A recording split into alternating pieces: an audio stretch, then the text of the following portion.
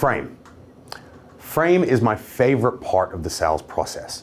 The idea of who wins a certain frame, who wins the perception of an intention or action in an interaction.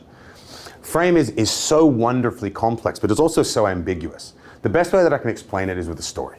So in his first day of presidency, look, whether you like him or not, there's no opinions, but his first day of presidency, Donald Trump did one thing. Well, he did lots of things, but one thing in particular.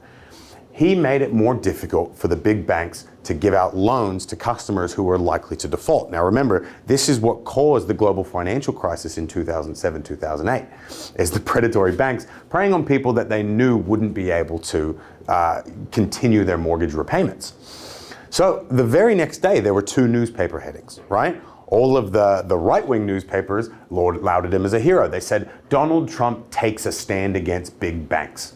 Right? They painted him to a hero. But if you look at the left-wing newspapers, all of them said Donald Trump makes it more difficult for the average American to have the American dream of owning a home. One action, two very different perceptions of his intention. That's what Frame's all about.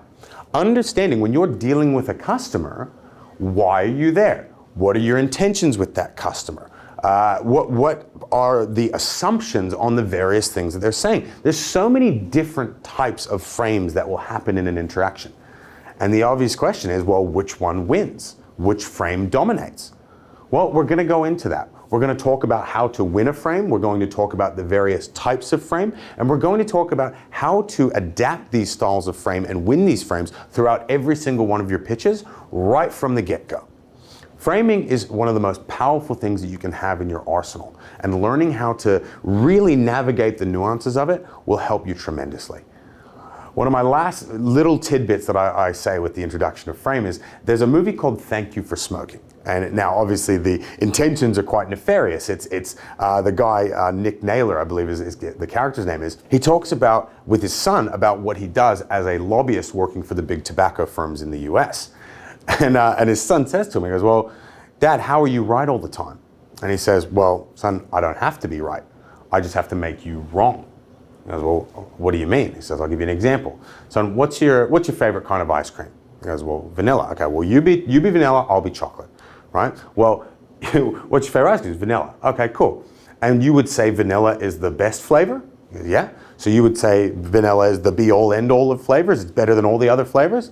Yeah, so you as someone who thinks vanilla is great, thinks that we should only really have vanilla. It's the only one. Well, see, I don't believe in that. So me as someone who likes chocolate, I believe in freedom. I believe in liberty. I believe in the right to choose. And so in that interaction, he's completely flabbergasted his son. And he says, well, but you didn't prove yourself right. He goes, yes, I didn't have to prove myself right, but I proved you wrong. It's not what I think, it's what they think. And so the idea of establishing a frame based on various assumptions, there's so many little things that happen in that interaction. But understanding and cracking the code to those assumptions, that's the secret to making more sales than you can ever imagine. I hope you're excited to get into it.